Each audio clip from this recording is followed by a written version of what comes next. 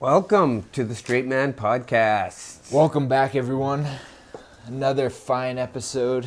My name is Eddie, and this is... I'm Code Fuchsius. And we like to talk about subjects that affect us. Yes, we do, Ed. What do we have on store today?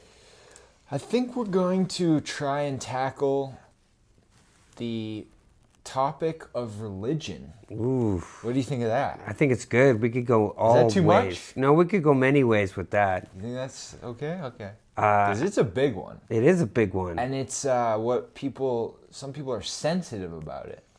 Some are very sensitive about it. Yeah. Some, Maybe we have to be careful.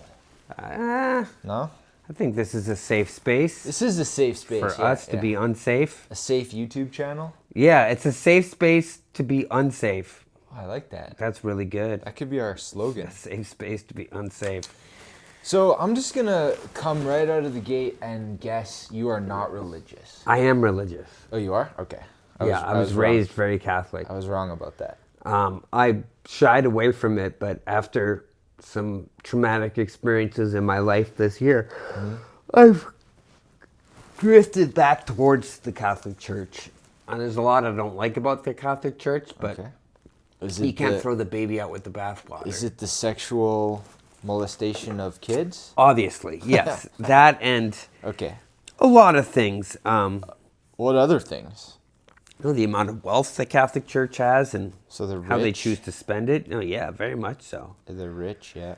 Yeah, and, you know, just, I think part of the Catholic Church, the old oligarchy of the Catholic Church is obsessed with suffering. They believe that suffering brings you closer to Jesus, which is kind of crazy. That's why Mother Teresa didn't give people painkillers. Or you don't agree with the suffering? Just the idea that suffering brings you closer to God. Interesting. I think suffering makes really good art. It inspires good art. I don't know if it brings you closer to God, but you know what? Let's on such a serious topic. Let's start off funny. Okay. I think we've both written jokes for one another. All right. We're doing jokes, folks. You want to go first? Oh yeah, this is yours. Yeah. I'll go first. Okay. Why does God go to the airport in heaven to work every day? Oh. Why is that? Because he works at the Prayer Traffic Control Tower. That's good. That's a very dad joke. I could see my dad saying that joke. I got another one for you that you wrote. Okay. What's the most religious cheese? What is it? Swiss, because it's very holy. Aha. 2 for 2 with the dad jokes. Yeah. Okay. All right, here's yours. Do you think Jesus would have survived the crucifixion if he did CrossFit? That's good. That's a one-liner. Yeah, it's not even a question. There's the endurance of the CrossFit, and then he's on a cross. I don't know. Okay, what's the other one? Okay, this one goes. What's this word? Benches. Man, the benches at my church sure are uncomfortable. Just because Jesus was in agony on top of some uncomfortable wood doesn't mean I have to be. That's good, yep. Yeah, they're both crucifixion jokes. Very good. Okay, well, see? Humor and religion goes together. It does. You can poke fun of it. You just got to know your audience, too, right? Mm-hmm. Don't think some of those jokes would fly at church. So I was also raised in the Christian church. Catholic, right? Yeah. Yeah. And I've since mainly, I don't practice, I don't go to church really. And I've actually got more into like Buddhism and some of the Asian traditions, philosophies, yeah. I don't know if Buddhism's a religion as much as a philosophy, but maybe it's both. But one of the things that attracted me to it was actually that it's not monotheistic. It doesn't have like a belief in one creator God per se, Yeah. which was one of the things that I have trouble with accepting about Christianity. Is that, God's meddling in our affairs and grants one person a fortune and another person is, becomes some kind of a slave in a concentration camp, and that... So you're saying the idea that some people can get dealt such a bad hand while other people get dealt such a good hand seems unjust to you, and it just doesn't seem like the creator of the universe is meddling or choosing which things should be happening to one person or another person. So the idea of prayer is hard for me to understand, because it doesn't really seem like it's affecting us. Like, if you pray to a creator, it doesn't seem to me like that actually benefits you. That doesn't seem like you win the lottery after you pray. yeah, there's a good David Cross bit on how praying is the equivalent to wishing. Yeah. But like wishing. I argue that it does help some people, even if like subconsciously it puts them in a more positive way of thinking. Right. Which could be the antithesis of their problem to begin with. But so yeah, my mom prays every morning and every night, and she uses prayer cards. She's like an old school Irish Catholic. Very religious. Yeah, I like the idea of a prayer. For example, sometimes I use the prayer, "May all beings develop peace of mind." So the prayer is the idea of the prayer is I'm sending it out to the universe in a form of energy, and it's a wish. It's something that... It's almost like karma then. Yeah, it's something that I want to happen. I want peace of mind for any living creature, and I sometimes think, do I even want peace of mind for like a serial killer or an Adolf Hitler type?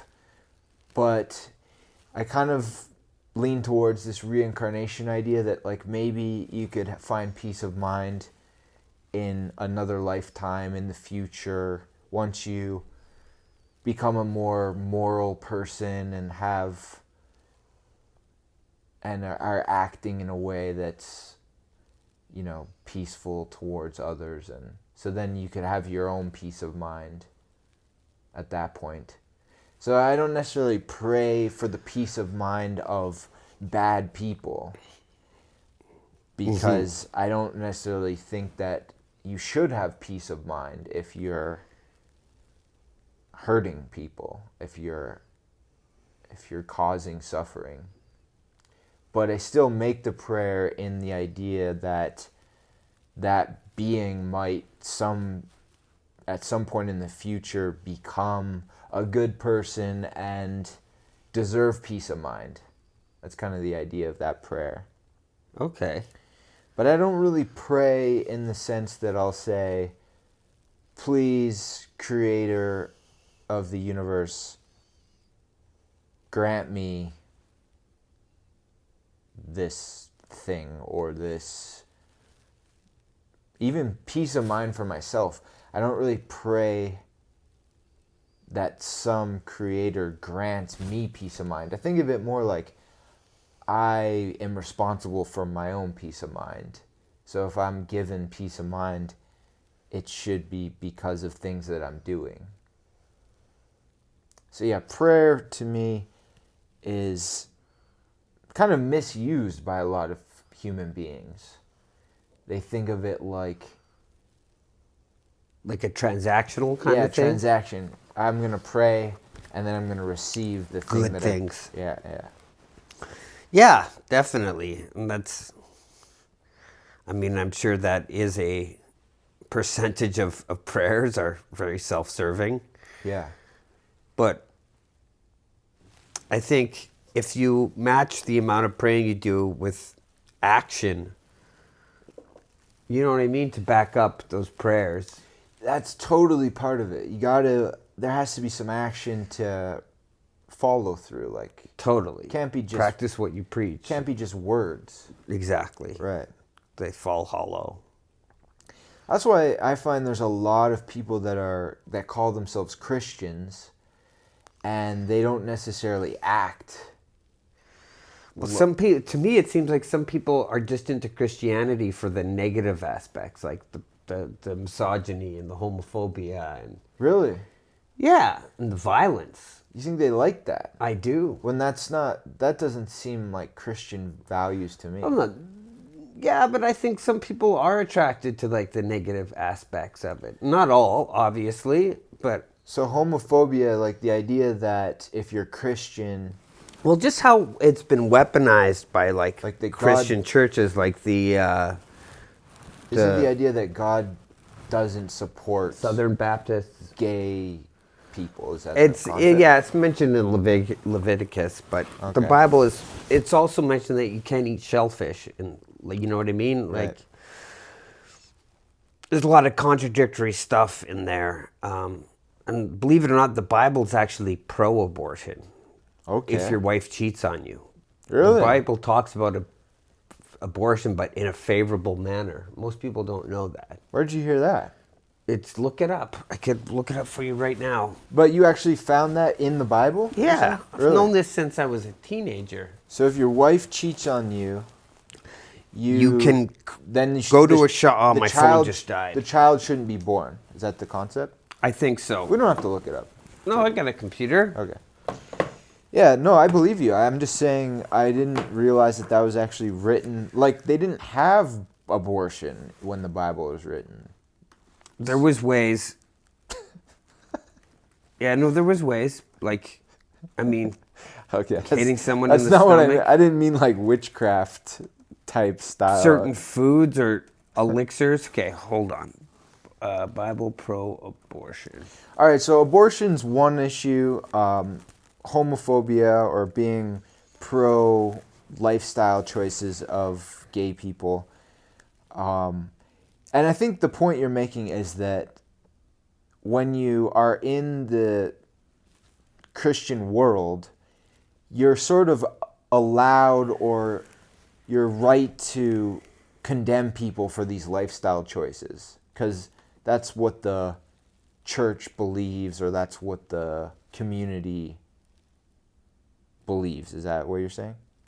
Yeah, I mean, so Genesis 2:7 supports the view that life begins at first breath. Yeah. Exodus 21:22 has been used to argue that pregnant women's life is more valuable than a fetus's. Right. Some argue that interpreting Genesis 2:7 literally to support abortion leads to untenable more conclusions. Yeah. Okay, that opposes it. And there's other religions that have similar values, right? Like Yeah, well, those three main religions, Islam. Judaism, Islam, and Christianity, with Islam being the newest of this. right. Because And Islam kind of takes from Judaism and Christianity. so they're kind of anti like freedom of lifestyle choices in this sense. Like no abortion, no being gay. Yeah, it's restrictive, and it bases those conclusions on stuff written in the Old Testament. Right. That's why like Rastafarians are often very homophobic, because Rastafarianism is pretty much Judaism. They like there's very Old Testament. Oh, really? Yeah. I didn't know that. Yeah. So religion in general, would you say that it's Homophobic. okay, it's homophobic? Even Scientology was homophobic. Earlier in the show you said you think of yourself as a Christian. Or Yeah, and it's all in how you interpret, and you know, I'm just not homophobic. I just never really cared about that. I knew lots of gay people growing up, so maybe that had an effect.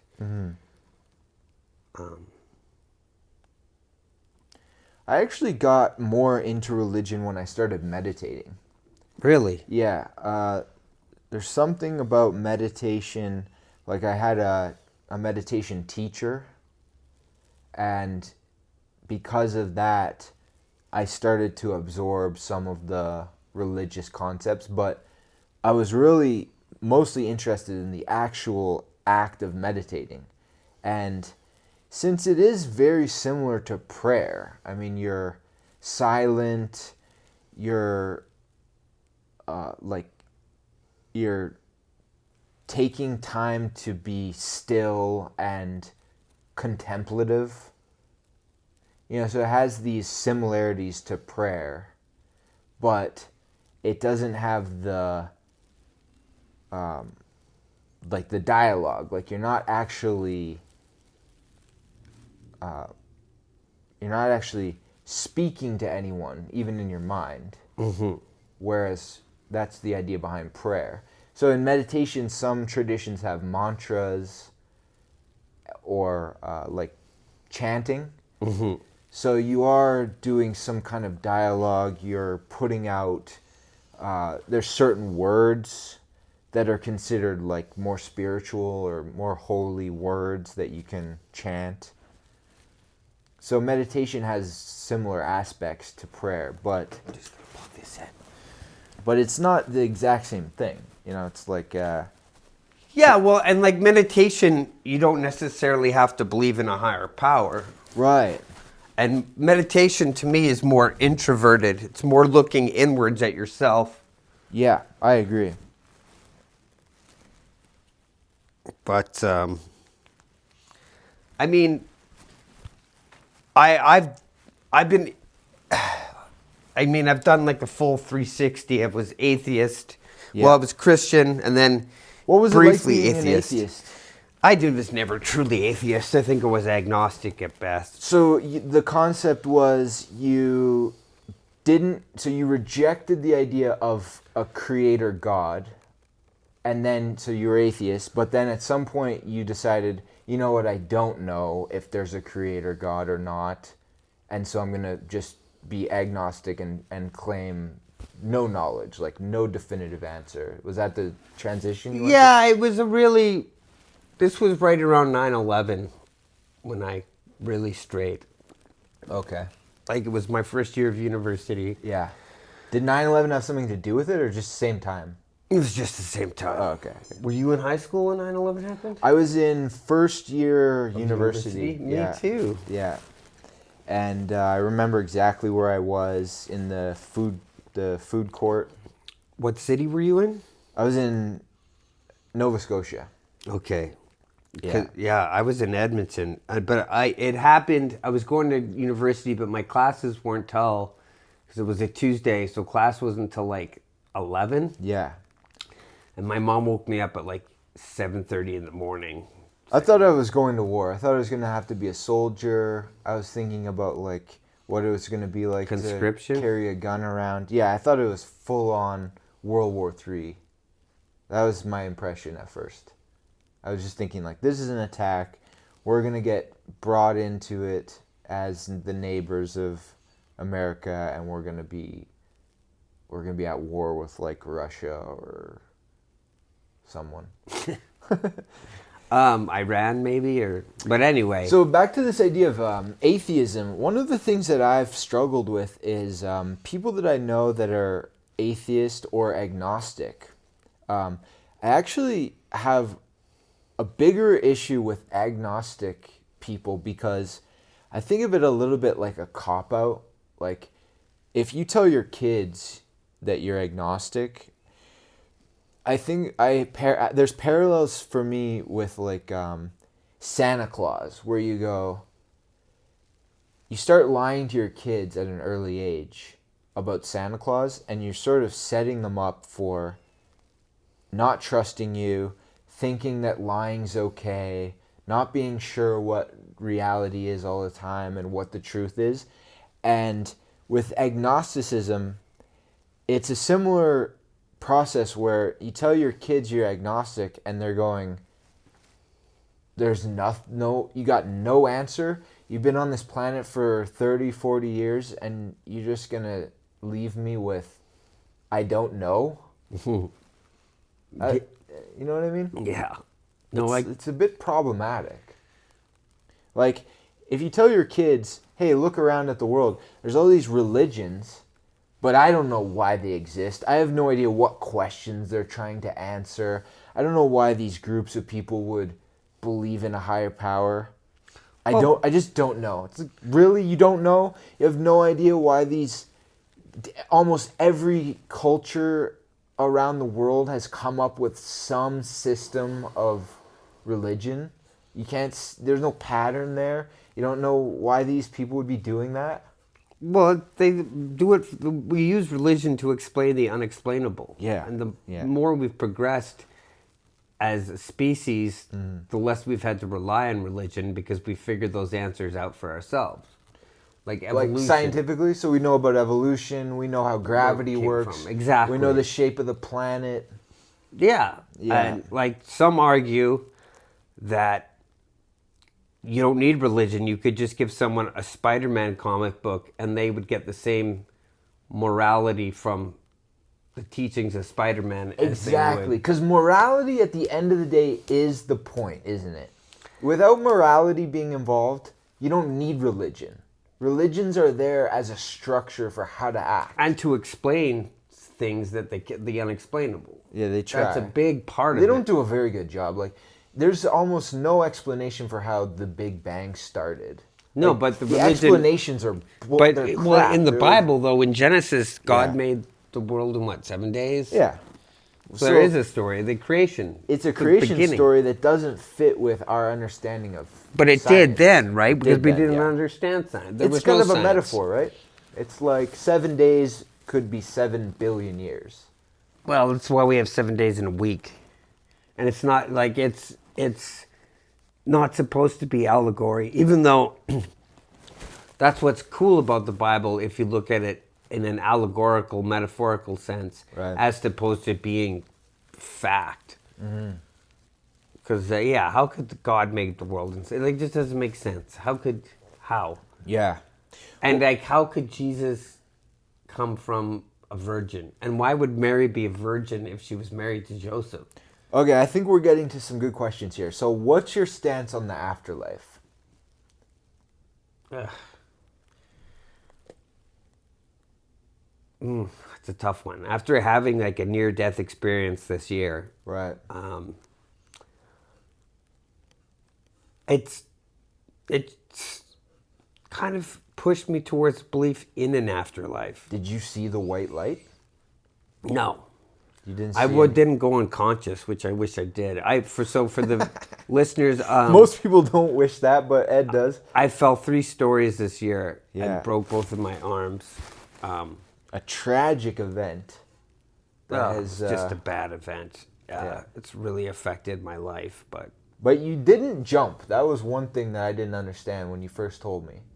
It wasn't an actual it wasn't. There was no way a rational person would have looked at that and decided they could make it. The way I understand it is you were climbing the side of your building. Because I was locked out. I was Locked trying to out, get yeah. in from my neighbor's apartment Yeah. through the balconies, which aren't attached. Yeah. There's a huge gap and a bunch of ledges, and I'm 3 stories up, and I tried to scale. Like, it just doesn't make sense. No one would look at that and try that. I was in such a bad place that as I said to you, when I saw myself falling in the reflection of the windows of my neighbors, I felt a sense of relief. Yeah. So you were near death, and are you saying that I would have died if I fell on my head for sure? Yeah. or my neck Yeah. or I broke my back. So when you say near death experience, like the experience of it, did it make it? Was it a spiritual experience in a sense? Again, I was in such a bad place that I felt a sense of relief. So you were relieved That in I a was, sense, yeah. yeah, that maybe I wasn't going to die, but maybe I'd be unconscious and I wouldn't, like, I was in a really bad spot in my life. Right. And I'm still not completely out of it, but And so in terms of religion, did it did it create more questions for you about the meaning of life or a higher power or an Yes. afterlife? More questions. Yeah. It didn't answer any questions. And No, so, but the fact that the questions arise yeah. is a positive thing, right? Why would you have questions about something that's nothing? Well, like it's pretty normal for humans to have questions about the afterlife, a higher power. I didn't see God or Jesus or any of that stuff. Right, And like right. my bones were coming out of both my arms. Like it was bad. I went into shock, but it didn't hurt that much. I also crushed a disc in my back. I had a drug trip one time where I hallucinated. What I thought I saw was this park across the street from the building that I was in, and I thought I imagined that I was seeing, or maybe I saw this. I thought it was a hallucination because I was on drugs, and what I thought happened was I saw some kind of deity, what I thought was a deity, creating people in the park. So there was like people they were coming out of nowhere, and I thought that some kind of deity was making them. And that's the only time I've ever really had what I thought was a spiritual experience, was when I was high on drugs. Really? And Yeah. you weren't even in a religious place. You weren't in a church or a I temple. wasn't or in a mosque. church. I was in, I don't want to say the country, because it's, you're not supposed to do drugs there. But anyway, it was Singapore? might have been Singapore, but I'm not going to say where it was. Okay. But anyway, my point is, yeah, it was a spiritual experience that I had. And Why would you? Oh, wow. I have to ask you questions after this podcast yeah, about that trip. yeah, I shouldn't say too much. No, well, it's not like Probably. they can retroactively come after you. I don't for think so. No, I they don't can't. think- I don't think they can. Unconstitutional. Right. And Canada wouldn't let them come into Canada. I will say, take you. just to defend myself, I didn't go looking for drugs. It's just weird that you'd be able to find it in In a Asia. place that It would was kill weird. you for And that's having it. another reason I felt it was a little bit of a spiritual experience, was the way that the drug came into my possession was very strange. It felt a little bit like too convenient. So that's all I'll say about it. But I don't really think it's a spiritual You've got- experience, because balls though to do drugs in a country that will kill you. people hallucinate on drugs is my point. And Yeah. so I don't Got balls though. I don't think of it as a spiritual experience, because But imagine hallucinating while you say you got caught, and Yeah. then that's when you're hallucinating in front of the cops. I mean, I did get that's caught. So I did get anxiety caught, actually. in that Yeah. country, but they kill people.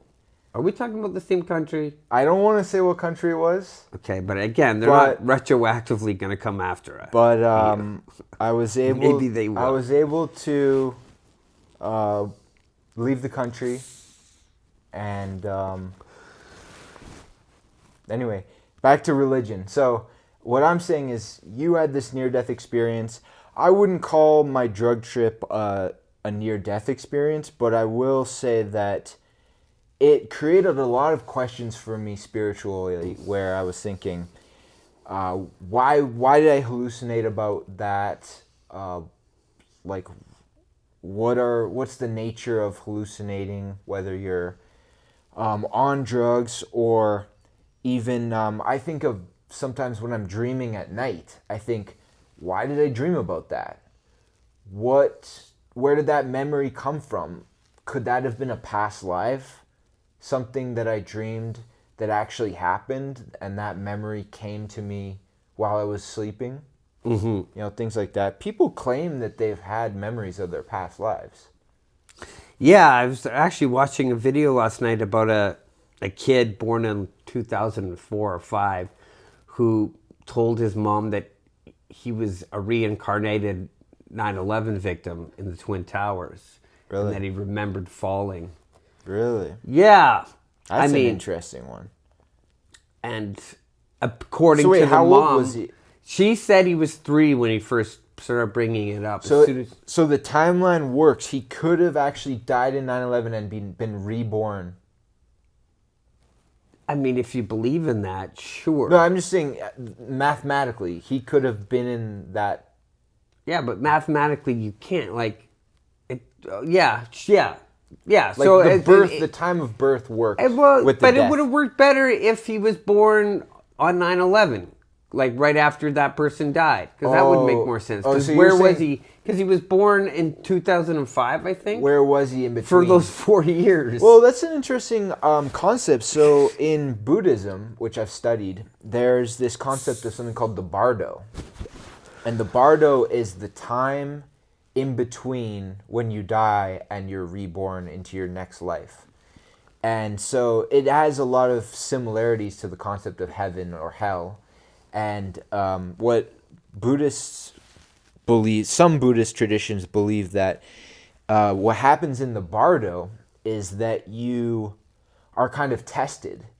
And so your soul or whatever is still existing after you die, it goes through this process where the way I understand it is you're faced with different like apparitions or deities or like figures, and based on how you respond to the apparition, so if it's an apparition of happiness or joy and you're attracted to it, it means you're comfortable with happiness and joy. Okay. And so you're karmically, your soul moves in that direction, and it's a way to sort out how you're going to be reborn. If you move towards joy and happiness because you're comfortable with those states of mind, it's a sign that in your lifetime you were a happy being and you were often joyful and you were positive, and so you deserve a good rebirth. But if the apparition comes to you and it's like greed, right? Like Elon Musk, when he dies, if the apparition comes to him and it's saying, how much money did you want? Did you want more and more and more? And you're like, yeah, I gravitate towards this feeling, this energy. Mm-hmm. It moves your soul in the direction of a rebirth where you still need to learn how to be less greedy. Does that make sense? Yeah, that's a lot to swallow there. That's the bardo. That's what they believe happens after you die, is that you're in this process of being tested. And so you move towards a better or worse rebirth. You could be reborn into more of a hellish existence. Yeah. You could be reborn into a war zone. Or a genocide, or some shitty planet in another galaxy where it's like a terrible place, or an impoverished country, or back on Earth, and and you're just not in a good place. Like that's actually why a lot of monks want to be reborn as monks, because if you're born as a monk, you don't have to go through in a family where your family might be like involved in a monastery, or they could put you into a monastery at an early age, because then you don't have to go through the process of having jobs, having a family. The lifestyle of a monk is one without attachments. Mm-hmm. So you don't have a job or a boss. You're working in the field making vegetables, right? And then you're meditating in the monastery. So you don't have these attachments to the world of money, and even kids. Having kids, in a sense, is an attachment because it creates karma. You're responsible for these kids, and you're a parent. And so you're living a life where there's a lot of responsibility.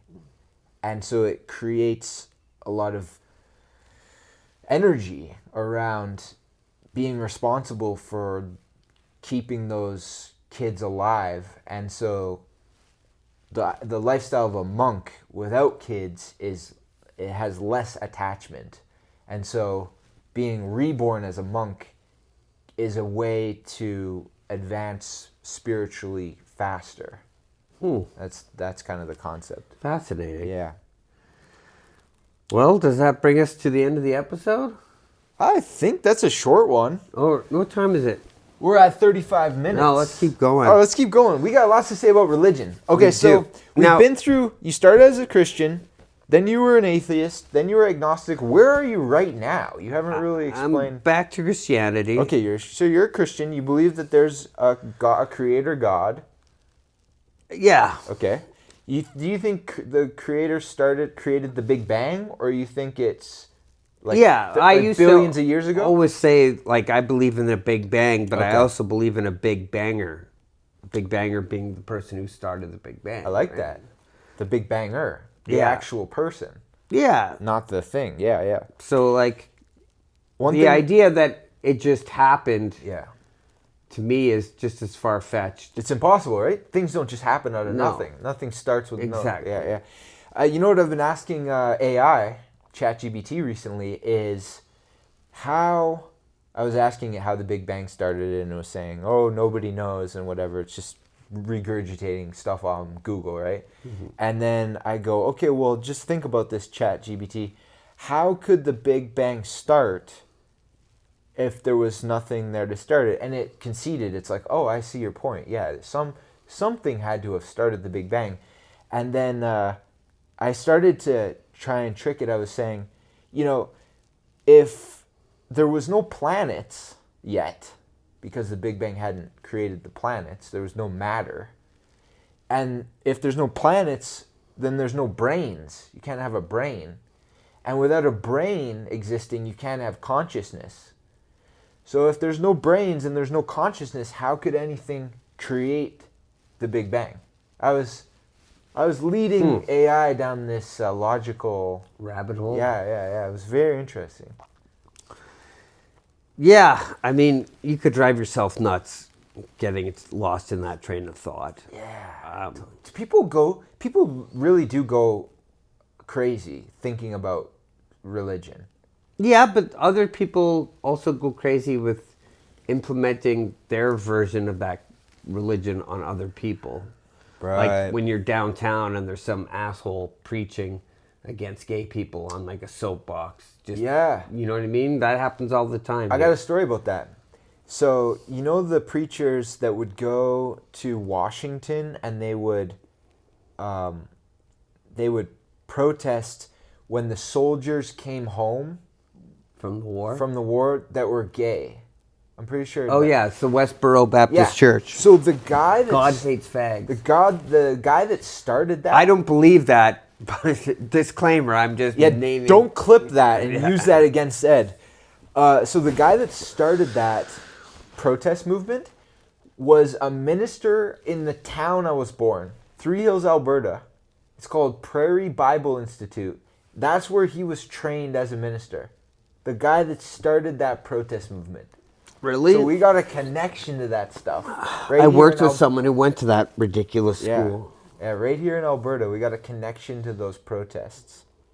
But anyway, I cut you off. So you were saying that you believe in a creator God and Yeah, well, I believe in the main tenets of Christianity. the moral Well, code. no, but I also believe that Jesus What do you mean was tenets? the Son of God. What do you mean tenets?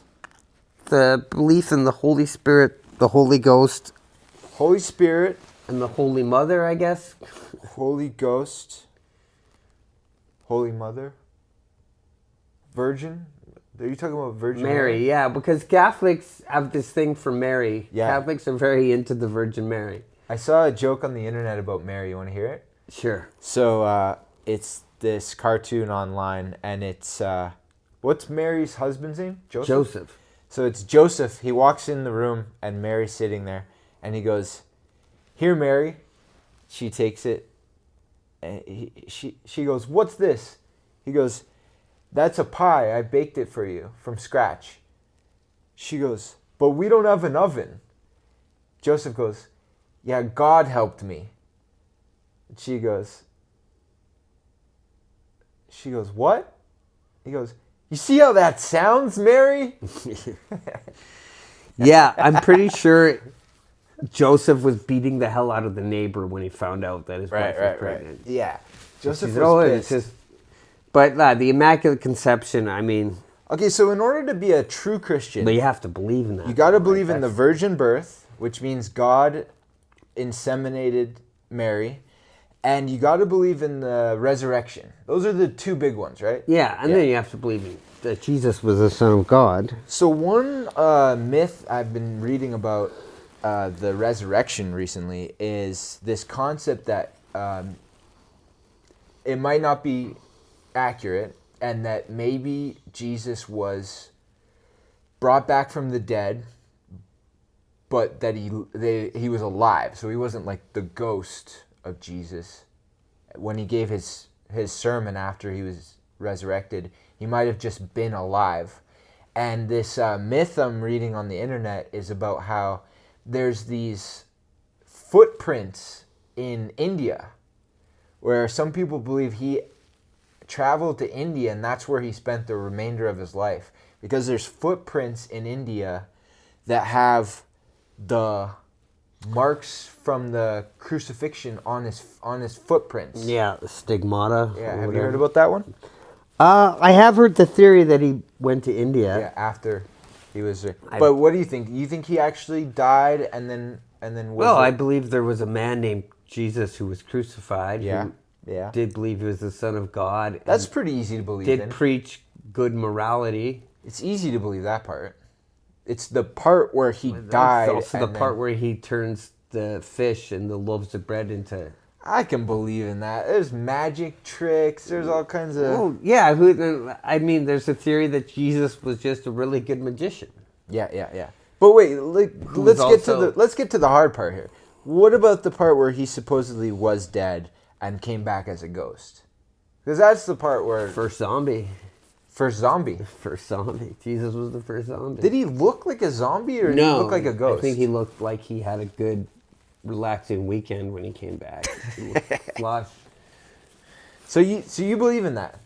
Because the other Um, day you told me you don't believe in ghosts. So it's kind of a stretch for me Yeah. to hear you say you believe Got that. me being a hypocrite now. I mean, I have to. As a Christian, So yeah. a good Christian would believe in it. That's what a good Christian would do. See, my mom believes in ghosts. She's had ghost stories and experiences in Ireland. My sister believes in ghosts. She claims she's seen ghosts. Yeah, what's the logic with ghosts? So if you die, right, which we're all going to do at the end of our life, nobody lives forever. You die, you're dead, and then your soul, right? You got to believe in the soul in order to have a ghost. The soul would have kind of like a non-physical existence. Yeah, and it's your soul that goes to heaven.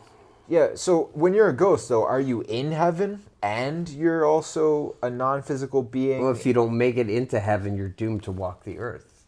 That's why So you're not in heaven. You're on earth, but you have no haunting body. people. Yeah. So you didn't get into heaven. No. Is it like hell? Is it similar to hell? I think it's closer to purgatory. Purgatory, yeah. Purgatory. Sorry, Purgatory is rumored to be what happens to you if you're aborted. Rumored. That's the rumor, yeah. That's the rumor. Yeah. Yeah, I don't know. Like, there's only a few cases where you go to purgatory, right? That's the... Yeah, but it sounds like there's a lot of people up there. In purgatory? Yeah. Do you think it's up, not down? I was thinking purgatory was more like down, like hell. No, I think maybe it's sideways. Yeah. Well, if we're living on a round planet, any direction you go from here would be sideways, up, or down if you're just going to like a different planet, for example. Mm-hmm. So the idea of directions is a little bit relative I think to so. where you are going. That's the other problem I always had with heaven. Like, where the fuck is it? Is it in a different galaxy? Different dimension. Dimensions. You know, ChatGPT brought up dimensions the other day, and I had a real issue with it because I don't know what a dimension actually is. We got the 3 dimensions of space, so left, right, up, down, back and forth, and then you've got Well, that it means and other. then you got time. Time Yeah. is the 4th dimension. But other than that, are dimensions real? I really don't know. I don't because think so. It's like the. dimensions It's like seem a like Marvel word. movie. Yeah, dimensions are one of these words that I don't think anyone actually understands. Like, other than the 4 dimensions that we're living in, there might not be Well, any what is other it in ones. Spider-Man, the Marvel universe? What do they call the other realities? I don't know, parallel universe or... Yeah, that's all. Yeah. This is all fiction, though. Yeah, but some people do believe that there is other dimensions. I know, but they That's also believe in insane. ghosts. There's people that believe the earth is flat. I mean, you believe anything. We have so much proof that it's not. All you need to do is like look at footage from a jet fighter. You can see the curvature of the earth. Yeah, that one's easy to prove, but I mean, heaven's impossible to prove at this point. Reincarnation, we got no proof. The only proof of reincarnation are these people that remember their past lives, supposedly. Like that 9/11 kid. Like that 9/11 kid.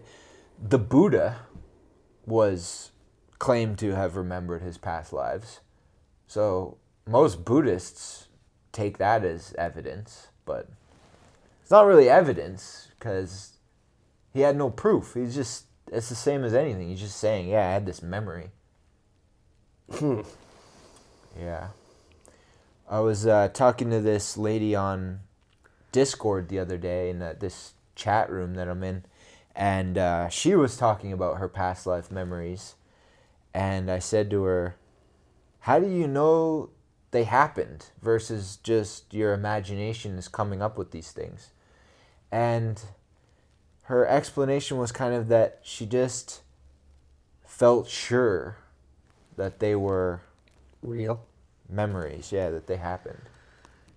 I guess, like, you could, in your case with the 9/11 thing, if you have details, like if there's some detail in your memory that you have no reason to, there's no reason you would remember something about Egypt, right? And then all of a sudden you have a memory or a dream about Egypt. It's like, where did that come from? What if you never subconsciously heard it somewhere else, Yeah, or you right. subconsciously read it, you don't remember it? You know what I mean? Yes, I agree. That's the problem because your imagination could come up with all kinds of things. Yeah. And you can't just label that a memory. No, I don't think so. Yeah. Should we get today's sponsor? Today's sponsor, Douglas Mattresses. Douglas Mattresses. That's we right. love Douglas Mattresses. Go to douglas.ca. Tell them we sent you, so that they'll start sending us some checks. Where are those mattresses made, Cody? They're made in right here in Alberta. Oof. Yep, Canadian company, and we got a big tariff war going on. So we need So your support. Everyone in Canada needs to be buying Canadian-made goods. This is no joke, right? No joke. This is an actual war we're starting.